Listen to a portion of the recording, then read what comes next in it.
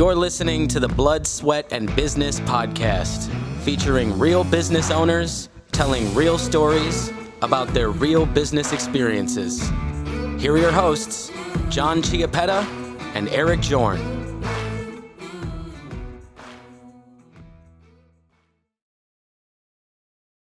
Welcome to another episode of Blood, Sweat, and Business. I'm John Chiappetta, co-host is Eric Jorn.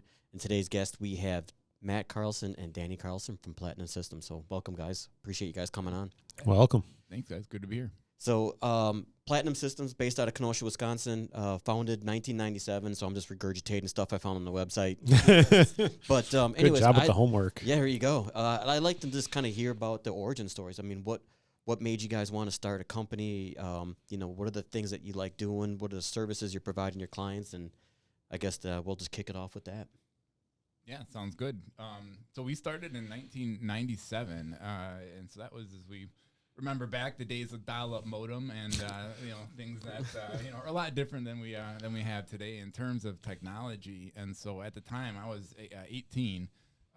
Didn't necessarily know too terribly much about anything other than the fact that this internet was new, but not all that new to me because I had only been on this earth for 18 years, but, new to the rest of the business world. And, we found the opportunity, like Danny said, to go help other businesses do things as simple as get data from point A to point B, and then just the amazement when, wow, that just changed our whole world almost overnight. That was very motivating for us in our early days, and we weren't sure as a startup where we were going. If it was software, web development, we were building computers at the time, but it very quickly realized my partner at the time, my cousin, that the business to business was where we wanted to be and where we could have the most impact going forward. Okay, nice. And so how obviously your brother's here. How were your roles defined, and how did you guys kind of find your spot, if you will? Day by day in the beginning. And so I started off actually, Matt started the company and I was still 15 at the time. And so when I turned 18, I started working there and just whatever miscellaneous stuff I could find. And so I was doing technical work for a long time and realized that wasn't really my passion. So when I went to school, I actually did business, finance, and accounting.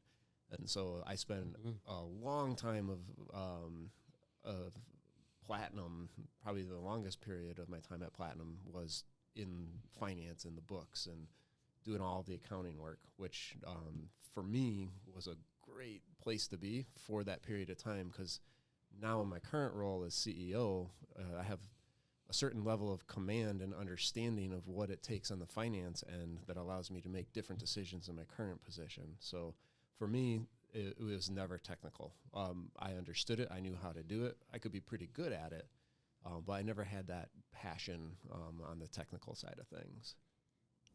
I think that's a really good foundation. I think one of the hardest struggles a business owner makes is running a business from the day-to-day operations to essentially running it by the numbers. Mm-hmm. And you kind of took that and reversed it. Really good foundation.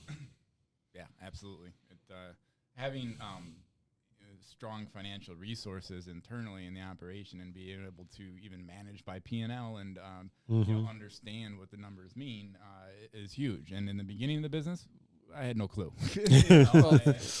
And it was learn through experience over time, learn through some pain, and we had a great mentor, a gentleman by the name of Mark Hodel, and he really taught us a lot. We were open and willing to listen and learn, and it took us a long way. And now today, it's just it's just a luxury I've come to just enjoy, just always knowing the numbers are frankly perfect. That is a luxury. I don't think a lot of business owners probably have that in their back pocket, as the tool. So I mean, obviously, Kaizen as a firm, we're out here to provide that as a tool, but a lot of people that when you're starting up, that's probably one of the tougher areas to probably get under their belt and get kind of nailed down, if you will.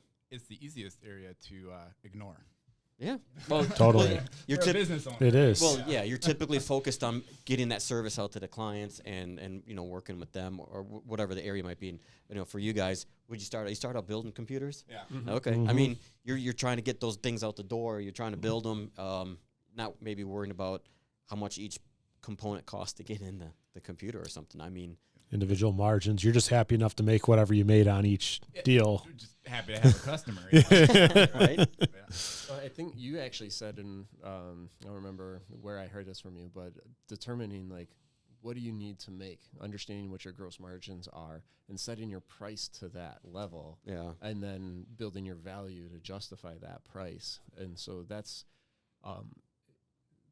very meaningful. And for us to have that command over what our expenses are and what gross margin we need to have so we can cover our SG&A and all of the other objectives that we want to have, if you don't understand that, or if you think you understand it but you're wrong, it's really hard to make business decisions, and it really helps you develop like that path from the top down of like making sure that your employees understand the value and what they're doing and why they're doing and how that cost. Like your employees should understand cost and how that helps the company. And so, yeah, that financial discipline and background is extremely important.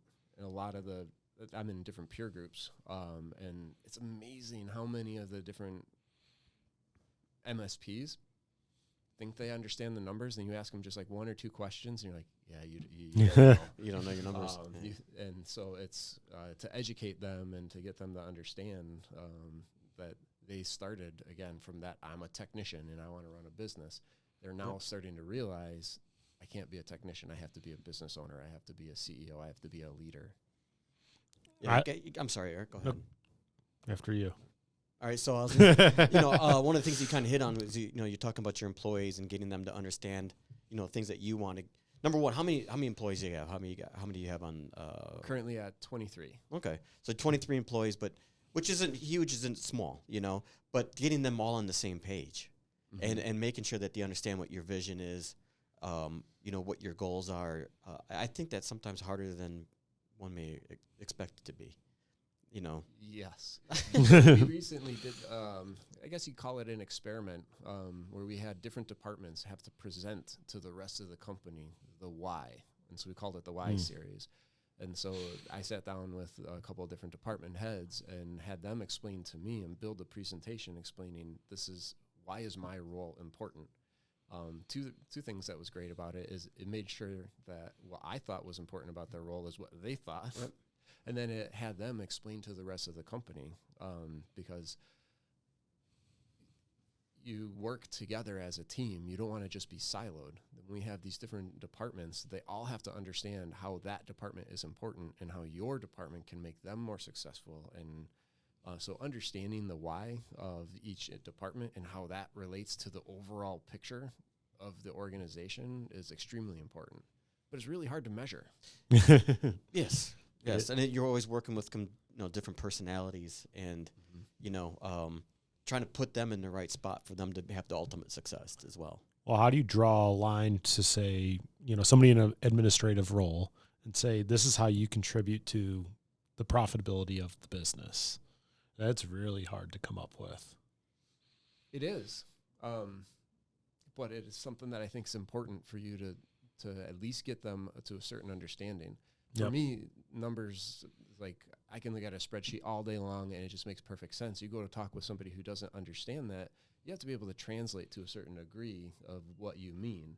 So making sure that you're able to explain something to them without also scaring them. Like, oh my gosh, like, are we in trouble? Like, no, that's not what I'm explaining right now. Yeah. I'm trying to show to you like some hypothetical examples. And so, but I think it's worthwhile to try to figure out how to communicate to a certain level so they can start to understand, because you can get stuck in that day-to-day every single day.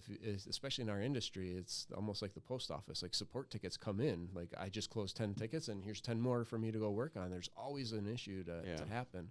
And so understanding how you fit in and how you're important helps motivate them to feel like they're a part of something. You want to be a part of a winning team, right? Absolutely. And so if you can understand that, I'm a utility infielder. I'm not going to go and hit you home runs, but that's super important for the team. And without that, we don't have that diversity that we need. And so making sure everybody understands how their roles, even if they aren't, some position that they think is extremely important. It's like every position absolutely is important. Oh, that's 100%. I really like that. You know, because everybody sees the home run hitters, right? And right away you're thinking, oh my God, I'm never going to be that person. But you don't need to be, right? I need good, consistent CPAs in my firm, and then I need the CPAs that can come in, and when there's a crisis, right, they can figure it out, they can come up with a super creative situation, but they're probably not going to be good at some of the nuts and bolts things that you need. But when you have both of those roles on the team, that's how you have a really good running enterprise. So some of the things that, adversities that we face as a business, I mean, early on, you're starting and you're 18 years old. I mean, that's pretty insane. I mean, I wouldn't have even thought about that. I was probably still cutting grass for people. You were starting an IT company. I mean, I think that's pretty impressive. I guess, when you're 15 years old, started when you're 18. I mean, you guys were really young starting your business. You did say that you had a mentor that was helping you along the way. But, I mean, that to me is a different person that starts it that early. Well, at 18, you don't really know any better. You haven't really experienced, a lot of things yet in the world, and we haven't developed a lot of fear yet either as a teenager, right? Yeah. And so I think very much so there's a huge advantage to living in my parents' basement and being able to not really go forward with fear that today I'd probably have, Yeah, exactly. Yeah. And your question on the pitfalls and the security and technology, like we've watched a lot change and progress over the years. We mentioned starting with just dial-up modems to then, internet connections or even network connections between sites. And now fast forward from these private networks that we set up quite a bit in our earlier days to sharing the internet to now get our data from point A to point B, right? So we're sending it all over the internet in different ways than we were back in the early 2000s. And so security and cybersecurity have become a huge component of what we do today. Security has always been a big, component. However, it has changed and the landscape has changed quite a bit. And so staying ahead of it, educating our clients, that is probably one of our biggest challenges, to educate the client so that they're able to make good decisions. And so that is definitely key. Yeah, I mean, I feel like we run into security every single day. I mean, just logging in and having a multi-factor authentication. It comes to your phone every 5 minutes. You have to re-log in. And takes 30 minutes to get logged in. It's like breaking into Fort Knox. Yeah, but it's a good thing, right? It's just, but I mean, that security, I mean, the amount of effort that we put into that, to me, is amazing as far as companies and what we spend to make sure things are secure. To me, sometimes it just makes my mind boggle if we were able to use those resources in other ways than just security in itself. What would we be able to do with that to further your entity? But yeah, you have to protect what we got. So especially with us, I mean, we have some very intimate details and data on people, and there's nothing that we would ever want to compromise that. So, but I always think about security, and I always, I feel like that changes very quickly as well. I feel like that updates. Yeah, without a doubt. And you mentioned something as well as far as the nature of the data that you are holding. Like, certainly we don't want that data ever to get out, but we've got our clients to think of too, and their confidence in us as an organization, right? And so whatever our client's line of business is, their clients aren't going to feel too terribly comfortable knowing that they have been breached, even if the damage wasn't that bad, right? Yeah. It's just the fact that it's happened is a negative, right? Definitely. Well, and I can see the business model for a IT provider or managed service provider has changed so much because application support has kind of gone to the wayside, right? Everything's now a SaaS-based product for the most part. I mean, there's a lot of programs that aren't. Well, as that happens, now you guys are almost in obviously data security is probably the number one thing that you're providing at this point. And then I would say like a user technology experience is probably the second largest thing, right? Are we using the right efficiency apps? Have we integrated, if you're going to a cloud as Azure, are you going to AWS, and do you have those set up correctly? How's that? What does that look like? What did that evolution feel like? That's been especially when COVID hit. And Yeah. so technology is always changing, right? And so it was, I don't know, not that long ago where just spinning up a virtual server in a cloud environment instead of having your server in the closet, right? Mm-hmm. So 5-6 years ago, I think everybody was making that transition, and now we're transitioning away into the Azure and even serverless. Yeah. But when COVID hit, what we found is that there's a lot of productivity that was starting to change in different ways by leveraging Microsoft 365 apps. And we found a lot of our clients would have these apps or would have these technologies and have no idea how to actually use them. Mm-hmm. And so on one hand, it's an issue of getting the most out of the tool you're already paying for and getting the most efficiency. And then on the other hand, you have the security aspect of it. Now I've got people working at home. Who's actually getting on this computer? This computer's not checking into a standard domain controller anymore. How do I push down updates? How do I make sure that's not compromised? Those were all different things that when we were pretty much forced into it with COVID, Yep. new technology had to evolve extremely fast. And now that we have that technology, we have to get to the rest of the companies. I like to make this analogy is like, you've been driving around without a seatbelt. Mm-hmm. So far you're okay, right?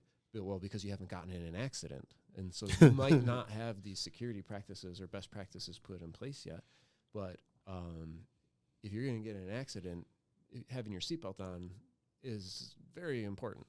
Same thing when it comes to security and you talk about MFA. Well, you might not ever have an attempt on your organization, but if you do, you're going to want to be wearing your seatbelt. Yep. And so now we have to go, Matt was saying earlier, and educate. And people need to start realizing that technology is not some necessary evil and expense they have to reduce in their P&L. It's something that they actually have to invest in, because those who don't invest in, I don't remember the exact statistic, but it's over 50% of companies that have a cyber attack don't survive 12 months. Wow. And then what's even crazier, even if you have cybersecurity insurance, there's still a percentage of those companies that do not survive. Just because you have the insurance doesn't mean that they're going to pay out. Doesn't mean that there wasn't data that was still taken. There was something, a big enough disruption that it takes a while to get that money. And so in certain instances, you have to pay for everything up front before you get reimbursed. Well, if you don't have money in the checking account to cover it, you're out of business. So yeah, it's a humbling statistic. Yeah. Believe it or not, I can't remember the year. This is mid 2010, 11, 12, out of somewhere around there. And we did get hacked, and we had to pay somebody ransom by Bitcoin. Mm-hmm. We were able to determine that none of the data left, but we couldn't access it. Mm-hmm. But just that in itself. However, I look back, I should have bought a whole bunch of Bitcoin. Yeah. So I mean, it was probably like $500 for one Bitcoin to go. Yeah. But no, I mean, I think just kind of going through that, a lot. I hear a lot of sometimes I'll find myself going, I've got to log in again, or you get irritated. But then you're just kind of like, all right, well, okay, at least my data's here, and I don't have to worry about my data. No one's getting at it. Again, sometimes it's a hassle, while at the same time you're like, okay, you get it.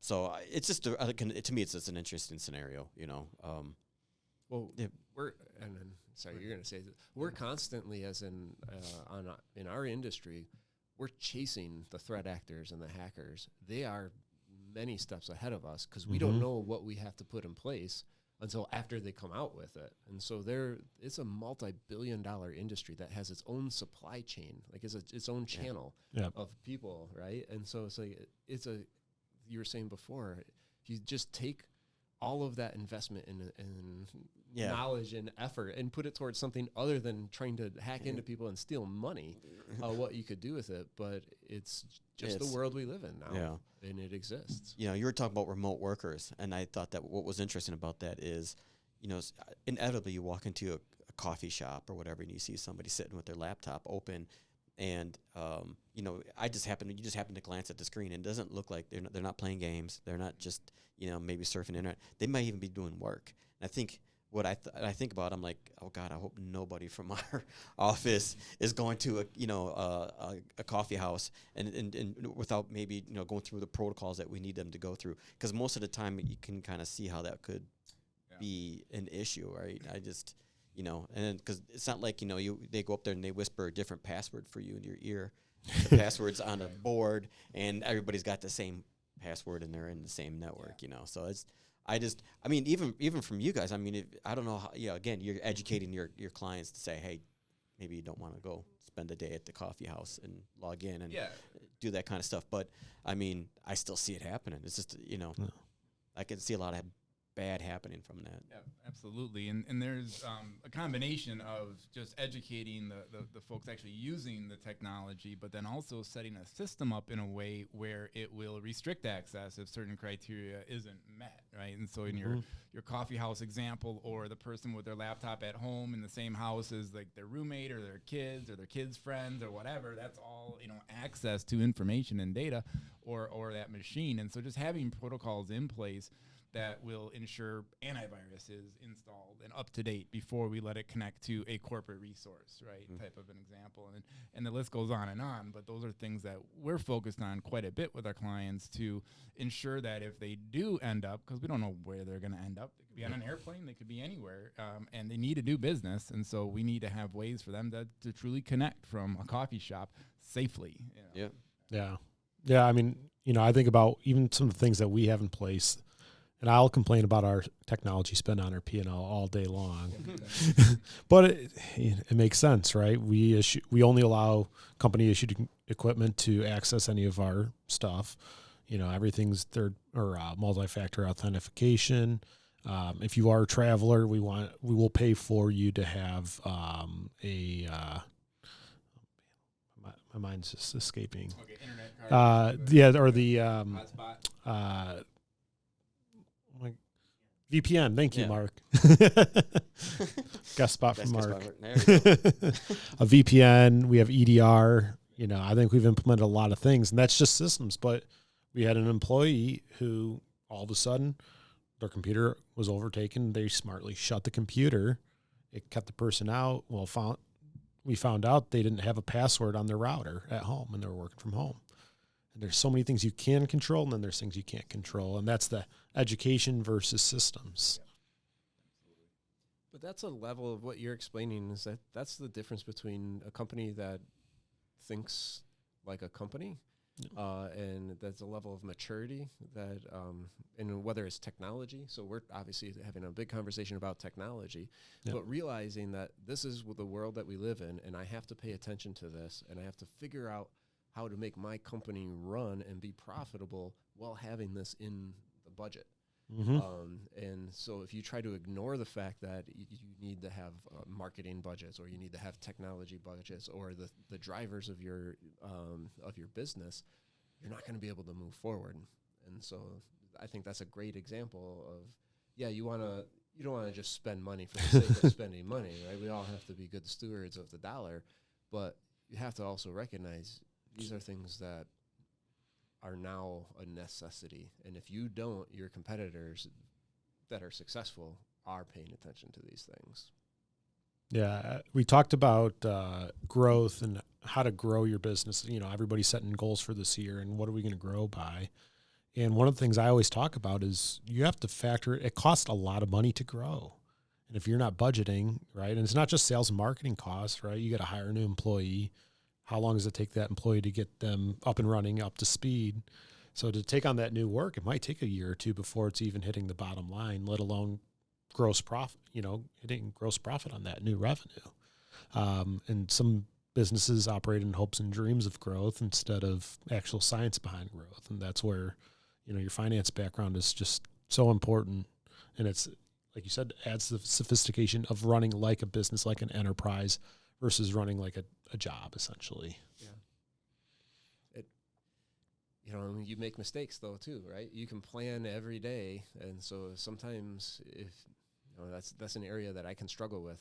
I want to have all of the information and every possible detail figured out, it's just the way my brain works. But then if I wait to have every possible answer, 6 months go by, I never make a decision, and then next thing you know, you lose out on opportunity. Yeah. So there is that fine line of like planning and figuring it all out, and then like, what's my overall vision? What are we trying to do? And is this going to get us there? And if it doesn't, great. Recognize that and pivot and move on. But you have to balance all of that. That's what makes getting up every day and going to work fun, though. Like, I enjoy like figuring that out. Well, what do we call that? Paralysis by analysis. Yeah, you know, right. I mean, I fall in that same category. I'll do the same thing. Sometimes I'll overanalyze it, and then I'll put it aside, and I'll just, just keep, lamenting, if you will, about it, versus saying, okay, what is this going to do for me? And then try to make a decision on it, or get some outside input, maybe even. But I'll do the same thing. Yeah. I think our brains probably work a lot the same way. Well, that's where systems and planning are so important, because if you can control what you can control, it allows you to deal with opportunities that come up that, were not originally in the plan. Mm-hmm. If you're already operating your day-to-day without a plan, you're gonna walk right by opportunities because you just can't even entertain them oftentimes. Great point. So. I was going to say, early in Platinum's life, though, it's like there were stressful times when we didn't have that level of command and understanding and control, because it started off as a bunch of kids. Right? And so it's like we can also respect what it's like not to work in an organization with that in place. And so I think that's why we subscribe so hard to, like, nope, this is what we're trying to do. This sounds good, but it's not on target with what we're trying to do. Not part of our business plan. It's not part of our quarterly action. Why are we spending time on that? Okay, should we be spending time on that? Maybe, but only if it gets us to our ultimate goal. And so, it's been a fun process of learning of how to run a business, because it has nothing really to do with what we provide most days. It's being a leader and running the business is different than what you do. Yeah, so what kind of tools are you guys using to maybe, quote unquote, run your business? Maybe, we were talking about the book E-Myth Revisited. Mm-hmm. We talked about that. Ninja Selling, you guys said you read that one as well. Is it just simply kind of this educating yourself by learning, by reading books? Is it different things? Are you part of different organizations that help with that? And how early did you even start getting into that? I mean, again, you started at 18 years old. How old were you when you started maybe even kind of turning that corner and saying, all right, hey, I want to be a better leader? Yeah. Well, the E-Myth Revisited by Michael Gerber there, that book, it was life-changing. It was really eye-opening. And I read it pretty early on, maybe 3-4 years into the business, so like the early 2000s. And it really explained to us process, and the value of process and what that all entailed. And so I was fortunate to have a different mentor at the time that brought that book and other books to my attention, and then I in turn bring them to the rest of the group. And now, today, fast forward, and Dan can explain more, but we just kind of have grown in terms of just knowledge, being open and willing to learn, to keep the brain empty so that new ideas can come in. We don't know everything. And then from there, like the peer groups that Dan's been a part of and just some of the other education has been just really awesome. Yeah. We call it Book Club. This was a 2023 initiative. It's been a lot of fun. And so Matt is a huge champion for just different books, and even weeding through some of the ones like, don't waste your time on that one. Oh my gosh, everybody should read this one. And so that's a culture that we started implementing specifically with our leadership crew. So like the people that we want to, like, you're a great technician, now we need you to lead and be like an actual mentor to other people beyond just your technical skills. And so having just like that is one of our core values, always learning. And so that kind of the book club kind of concept came from there. But Matt mentioned peer group. Peer group has been something that I've been involved in for 3 years now. And it's other managed service providers, all similar kind of size and kind of similar journey. And we get together. We've got an individual pod where I got 10 total MSPs all in my group. And then we're part of a much larger collective that's got probably over 200 MSPs nationwide, part of this peer group. And that has been, for me personally, I've grown a lot, not only just by being there, but you get to pick up one little thing from one person. Okay, you're doing something really well here. Oh, you have a challenge over there. Let's collectively think about how to help you with that challenge. Oh, that was successful. Well, guess what? I just learned something for myself on that as well. And then we've got a couple other coaches that we've been using.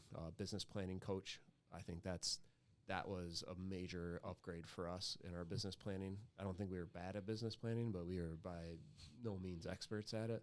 So bringing on a business plan coach, probably one of the best pieces of advice I could give to any company. Somebody else to help hold you accountable to business planning. And then there's other coaches that we're going to use in our industry to just kind of review our processes and our service deliveries and things like that. That's pretty interesting. I mean, we've done similar things. I think the business plan, I think, is sometimes I feel like people will spin. They'll just kind of spin in that area and maybe not really know how to get from A to B or maybe even being able to define what B should be, So I think that's actually kind of an interesting thing. I think, people are hopefully listening to this podcast. I would, that's a nugget right there in itself. I think it's just, figuring out where you want to go and how you want to get there. Probably something you should do before you even, put money in a bank account and start going, right? It's by far one of the most important things that none of us were born with a natural talent to do. It's something you have to practice, and it has a certain discipline and something where you can't just write it down once and then. Now, some people can do it. You write it down once, and a year goes by, you look at it and like, oh, hey, I did that.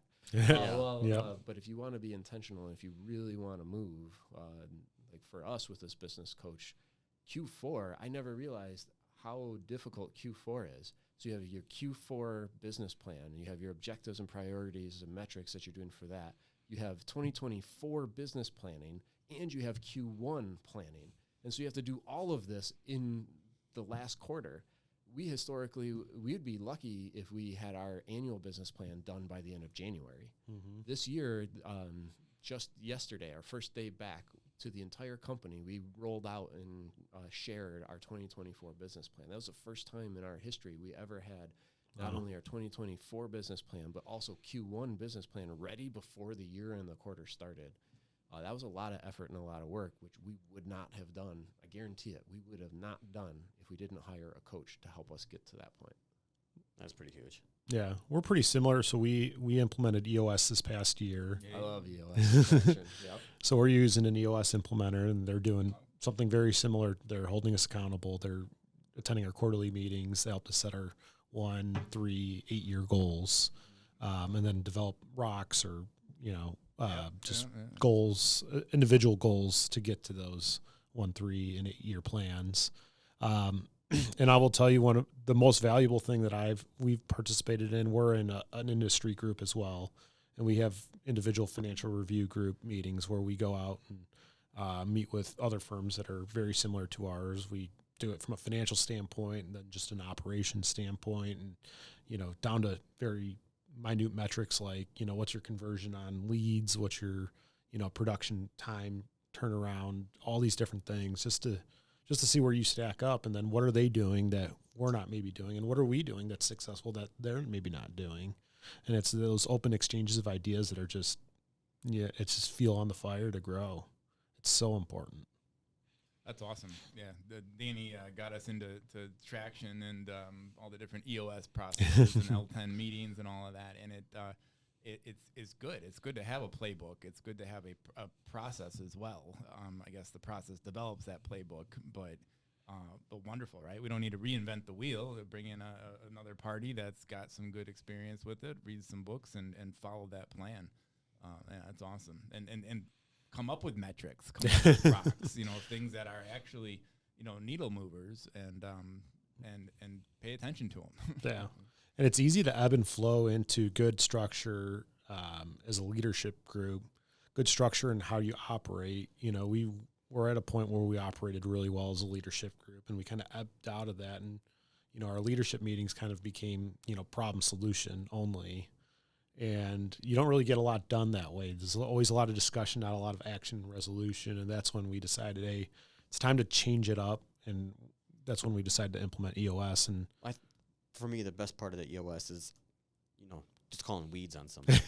We did, and just so that we can continue to move and progress through what we need to get done for that day. And I think, or at least defer that conversation for a more appropriate time. Just because I think that when we didn't have that process in place, we tended to, maybe we were even discussing things that in detail that we didn't need to at that point, or whatever the case might be. But for me, I don't know why. Prioritize. Yeah, I like that.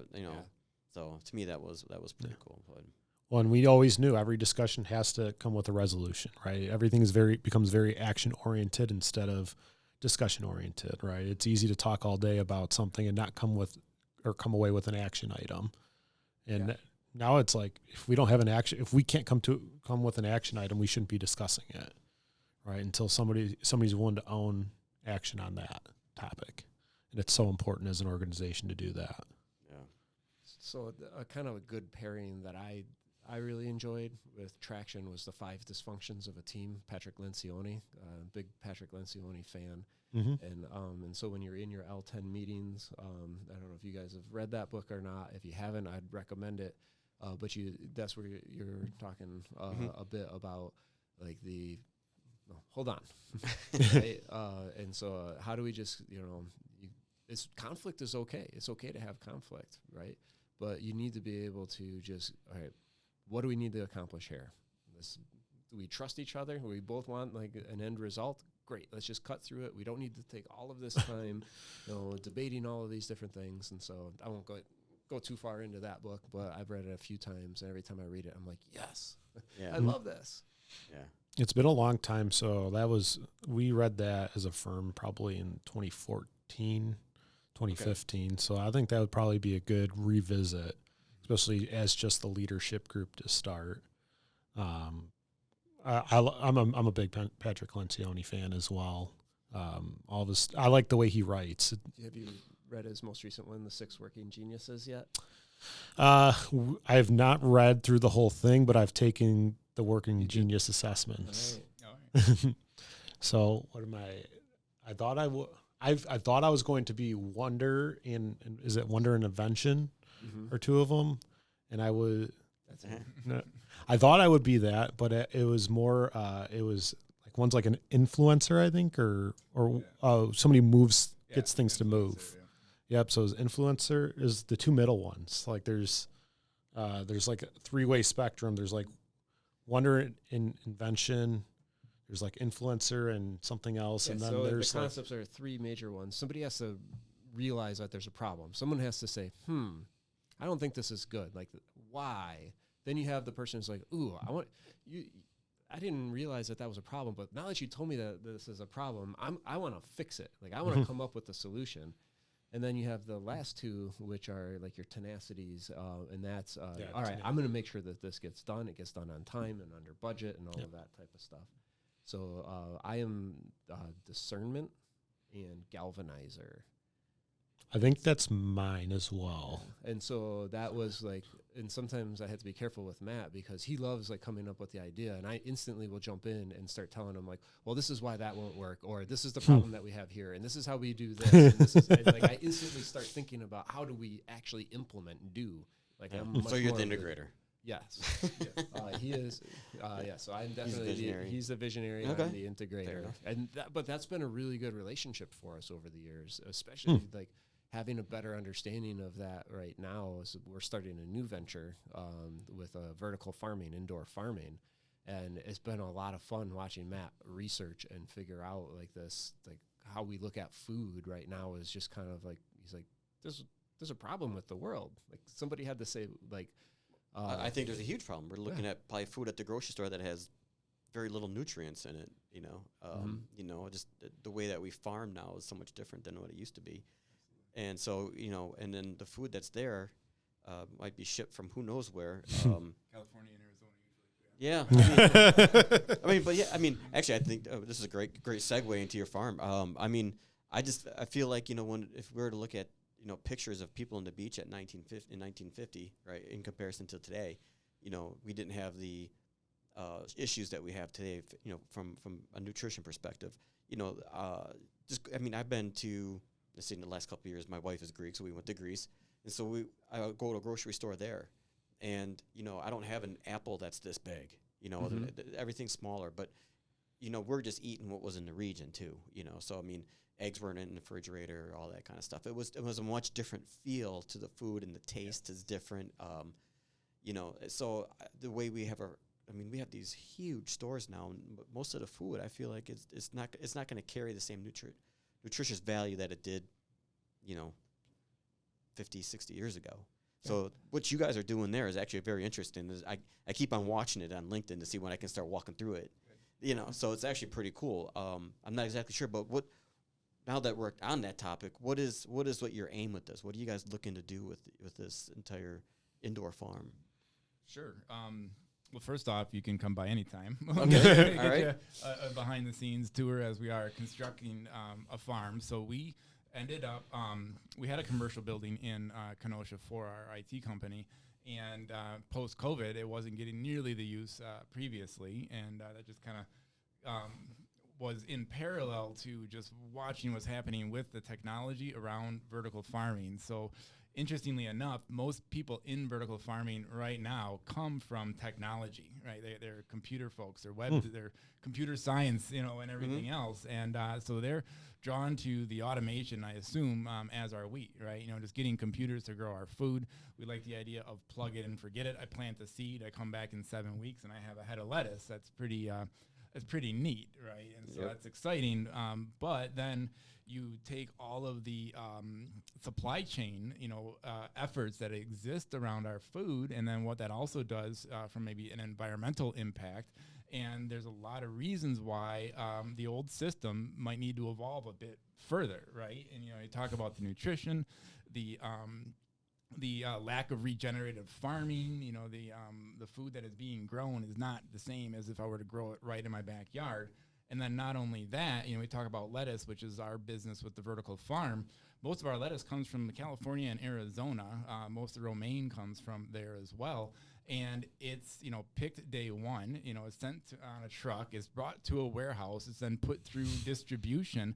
By the time it gets to the grocery store, it's changed hands 7 times, and it might be 4 or 5 days old, right? And so by the time it gets to my refrigerator, it's probably a week old or better, right? Yeah. And so there's just so many different reasons, and all the nutritional value, like you're saying, John, that's lost just from that process is huge, right? And then the other part of it being, water, right? So we have a lot of issues in this country coming forward with just water, right? Anything from like the Colorado River to the aquifers that are emptying, other parts of the world where they don't have farmland like we've got, Tokyo, UK, the UK, and however. So a lot of things there just really got us thinking. And, frankly, I kind of floated the idea past Danny, and to my surprise, he's like, absolutely. Let's just because it was, we're so involved in what we're doing with the IT company, and then to just say, all right, let's look at this. But the two go hand in hand. They're both technology organizations, and we're very excited. It's very, hopefully it's fulfilling work. So our goal is to build a prototype. We want to build a farm here in Kenosha that can be sustainable, both sustainable financially, so a subscription-based revenue type model, but then sustainable both environmentally and supply chain wise. And so if we can successfully create this farm, then the integrator is going to come in and is going to figure out how we're going to create, the next one, and the next one. And so you said you have lettuce starting, right? Yes. Okay, so different. So what would be the next evolution of that? Like, what would be the next thing to grow? Or I'm assuming that any type of food that you grow is going to have its own challenge in itself, because you have to bring different things to nutrients and whatnot to the table for it. But what would be probably your next goal on that? Crop-wise? Yeah. Well, so thankfully, this isn't new. Okay. It's about a 10-year-old industry. We've watched and studied a lot of failures. There's a lot of bankruptcies and things taking place, a lot of venture capital money that went forward to the industry over the last 5 years. And now those businesses were very well funded, tens of millions and hundreds of millions of dollars to produce a $5 plant. It just really, it exploded. So our goal is, in a bad way, exploded in a bad way, is hyper local, right? So we're only going to deliver within like a 5-mile radius of our farm. And then when that saturation takes place, then we look towards the next farm instead of a giant warehouse producing enough food to feed, half of Wisconsin. It's more of a hyper-local approach. And so going forward to the next step, in those disasters, we've watched people try to grow other products unsuccessfully. So some of the big operations are doing strawberries, they're doing tomatoes, they're doing cucumbers and a few other things indoors, but they aren't quite to a point of profitability yet that makes sense, because we still need to compete with the grocery store, right? I'll pay maybe a little more, but it's really hard to pay a lot more. And so the crop cycle on lettuce, herbs, even we're considering like mushrooms, are short enough that you can actually have a profitable enterprise. Whereas if I had to feed a tomato plant light energy water for the ton of time it would take, the dollars just don't quite make sense yet. And that's really because of the cost of the energy. So as energy becomes itself more renewable, more solar and such, that's likely to change. But yeah, right now the focus is going to be leafy greens. Okay. That's actually pretty interesting. I mean, yeah, I definitely do want to walk through it. I think that'd be pretty cool. I just, my palate's probably not as rich as others in my family who, have restaurants and stuff like that. But I've always wanted, I think we always will seek better quality food. Whether it's meats or whatever the case might be. But, that's one of the things that we probably don't really think about is the lettuce that we get. Even though it says organic at the store, it's probably still 7 days old before we get it, right? Oh, yeah. It's interesting to me. Well, for Christmas, I was trying to find fresh herbs where I can go, they're on a plant and I can go and cut them. Nowhere. Everything is in a little box, and I'm like, this is an herb. Like, you cut it, and how long until you lose majority of the fragrance from it? Absolutely. And, the younger generations are so my son is also in partnership with us, and we've got like 8 kids, I think, between the grandkids and our family, and just, they are much more in tune, and they're going to be more in tune, it seems, with everything from the environment to, like nutrition. When I came of age, when I was 10, 12 years old, we had fruit roll-ups, we had fruit snacks, we had pudding cups, everything came in a package, and that was food, right? Yeah. 100 years before that, food didn't show up on your table like that. It came out of the garden, or it came from the store down the road from the actual butcher or farmer who, produced it. Yeah. So. Yeah. I mean, I grew up with a garden. I used to have a garden quite a bit until probably recently, but maybe the past 15 years I haven't had a garden. But they are a lot of work. Yeah. That's for sure. They are a lot of work, but they are rewarding. Sometimes, it's got to grow the right stuff, the stuff that you're going to eat repetitively. In the right season. Right. Yeah. And so during the summertime or end of summer, you're benefiting from all of that work and effort. But then fall, winter, it's like you're back to having to go to the grocery store. Yeah. Yep. Yeah. It is harder, that's for sure. So, but yeah, so I mean, I don't know if we're running out of time, Mark, or 5 minutes. All right. I don't think I can let you guys get off this table unless we say something about AI. I mean, maybe even if you guys looking at it at your farm, I don't know if you're even implementing it there. I think there's a lot of people out there that might be thinking, oh, this is going to get rid of jobs versus produce jobs. How are you guys figuring it in with your client base that you have now, and how are you using it? Well, first comment I want to make is AI has been around for a long time, actually. We've been using it a lot.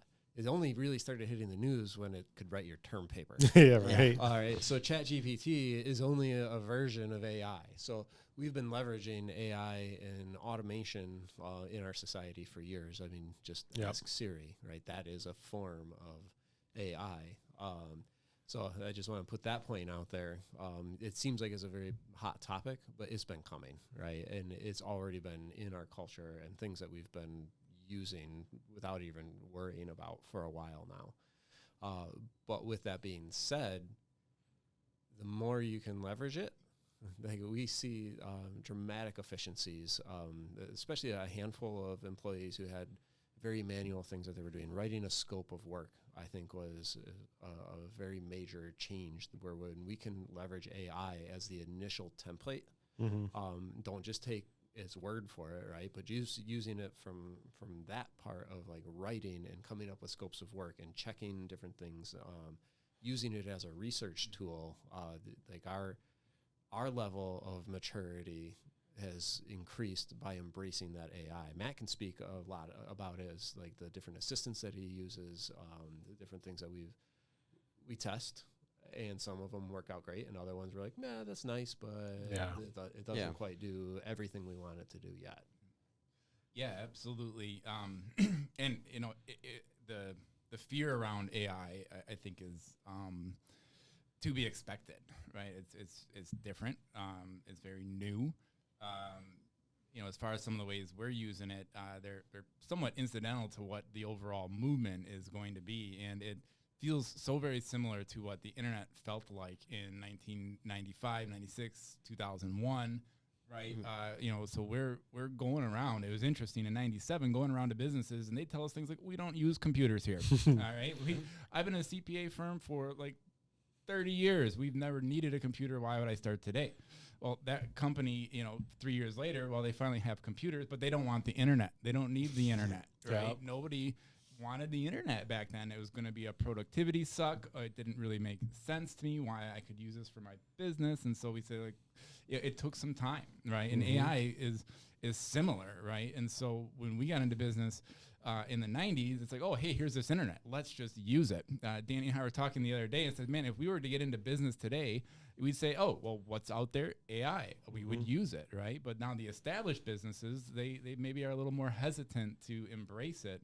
And I think we need to. You know, I think we really need to. And you know, one of the things we'll hear is it's not that AI is going to take your job, but there's a good chance that somebody who uses AI very well might, right? And so, you know, how is it that we embrace it and learn it so we don't get left behind, and so our businesses can leverage it? There's no business today that would even consider not functioning without the internet, right? And pretty soon, to be competitive in this world, you're going to need to leverage these tools because your competition, you know, is. So in our world, just the ability to read through my email and pick out the emails that sound like I might have a customer that's a little you know, terse. You know, we get hundreds and hundreds of service tickets in a week. If we could have AI go through that and find the ones that really need the humans to pay attention to them, we're going to be ahead, right? So yeah, it's got some power.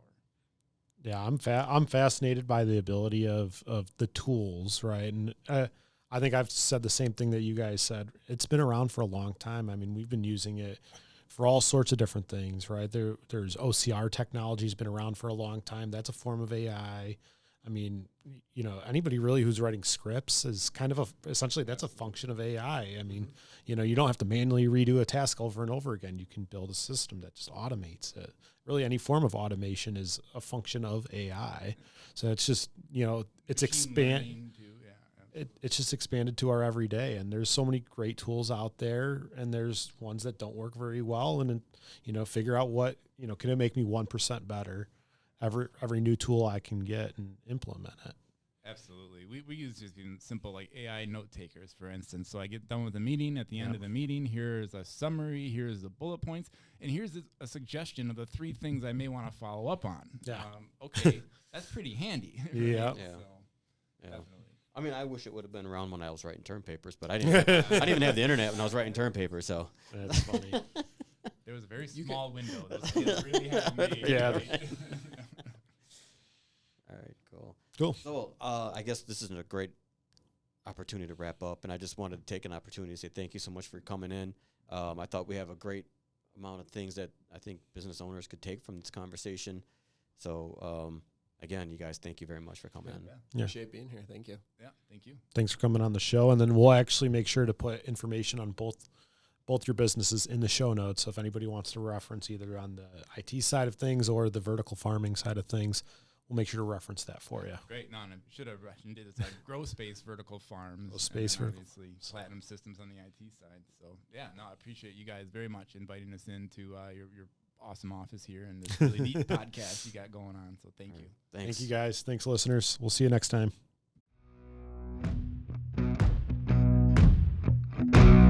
You have been listening to the Blood, Sweat, and Business podcast. You can hear more real stories from real business owners about what it takes to make it in business by subscribing to the podcast on Apple Podcasts or Spotify.